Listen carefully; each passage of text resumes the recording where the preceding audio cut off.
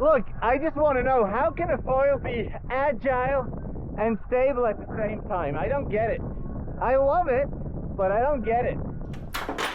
Welcome to Matt on Foil. So it is finally time to tell you about the foil that I got to test. It's the Ensis Maniac Ace Flow. It's 925 centimeters of span, 900 square centimeters of area, and I want to unscrew it, show you the details, and the great first thing, and it's a super important thing. It might sound insignificant for you, but I think it's a big thing, because Ensis, they are very much into details, and they want to give you an experience that is just great.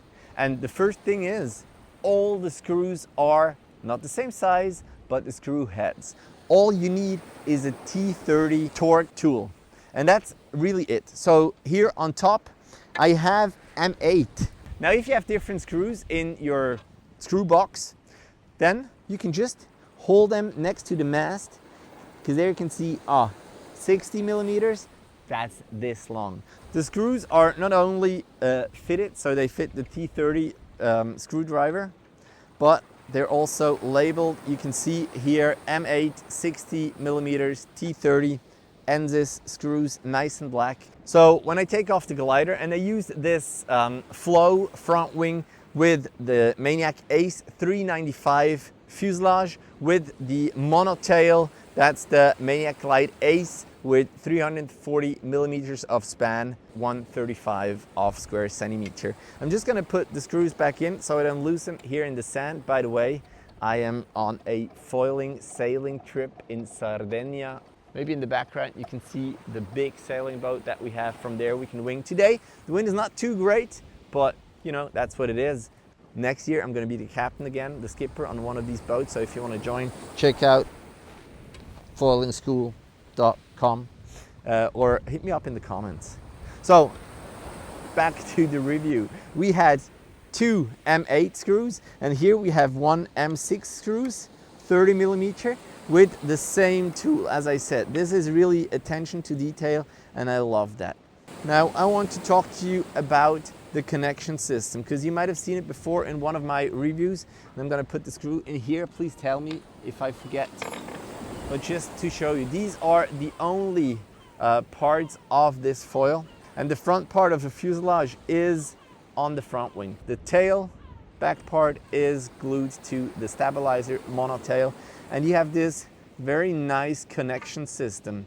Here on top, which is going to be on the bottom, you have the small screw, and if you put that on, then you can actually see that this part is a little bit tilted downwards. So if you attach the screw, it's actually going to pull the back part a little more to the front. That's Jan who told me. He's the one who designed it. And you can see also here, attention to detail. If you have a bunch of screws in your box, then you can just hold it here, and you can see 30 millimeters. That's the screw that I need. They don't move around to the side, so it sits in place where it should. And the mast, again, is something special. It is wider towards the top to give it full stability, and it gets narrower to the bottom part where you should foil. Now, as you can see here, sometimes, yes, I was in this area because, you know, sometimes I'm a little scared, but when I really went up on foil, high up on foil, then I was able to really feel that advantage of that smaller, narrower, tempered part. Also here, the screws that go into the box are M8 screws with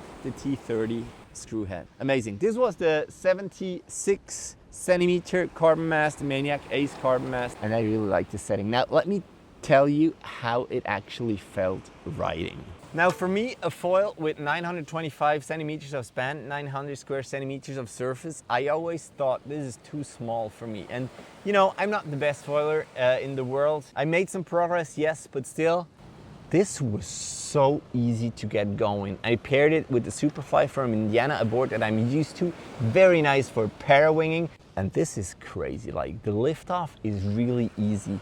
And I mean, you might have heard it by now, but it is not only stable, but it turns super well. And I was able to test it in Lake Garda and here in Sardinia. And here we didn't have these wave moments yet. I hope that we will get them tomorrow or the day after. If not, it was just riding in the flat. Also, Lake Garda was not the best in terms of waves. I got lucky one time because when the southerly wind hits at Lake Garda, it's usually not enough wind to really get waves going. And then you have to backwash from Riva del Garda and Torbole. But I was super lucky because I got some wake thieving going. There was a ferry coming and I was just able to ditch that parawing and just get on these waves. And there again, I'm not the best foiler, as you can see, but so this is really something that works well. It turns super well, it's easy lift off. It doesn't pump as well as other foils, but that's not what it's made for, right? It's not a pump foil, but say like for parawinging, downwinding, or winging, when you really want to carve, you want to turn, that's super nice. Also, if you get one wingtip out, no problem, it stays out. It shows itself, shows its face, and then it goes back down as if it were nothing. So that is really easy and that works super well. I didn't make any jumps with it. I'm not a jumper. So who is that wing actually for? I don't think it's for beginners because it still takes some speed to get on foil or the right pumping movement. But once you're up, you don't have to go super fast. Like the low end is pretty good, but also the top end. And I don't know if it is because it's super slim. Like the thickness is really slim and it goes fast and it stays stable. I really want to state that. I can't state that enough, that if you're going super fast, you're on tracks. It really feels nice. But if you like initiate the turn, you can start your turn and get out of the turn. It does what you want. Like, think of it like carving skis or carving snowboard, if you will. If you've done that before, you know how to carve, to come out of a carve. That's how this feels. So really good. I want to keep it, man. Not only the foil and the back wing, but also this mast. Like, really good, really fun. That's the setup that I want to bring for vacation. I got out with this in 12 knots maybe with a huge parawing, yes, but I got out on foil with this. That's the only one I have. 35, 40 knots, waves, no waves, flat. This is the foil that I want to take, that I want to bring. And I think you should give it a shot. So if you want to test that foil, and as long as I have it still, you know, hit me up in the comments or on Instagram @MattOnFoil. If you have further questions, hit me up. Also, I think that the wind picked up a little bit. And I think I forgot my parawing on the boat. There in the back, there's a little air mattress where we can dock. And I think I still have my parawing there, forgot it there. Hope it doesn't fly away. And I might just get back out on the water. Yes, with this wing. More infos are in the show notes. All right, see you guys in the next one. Let's get out.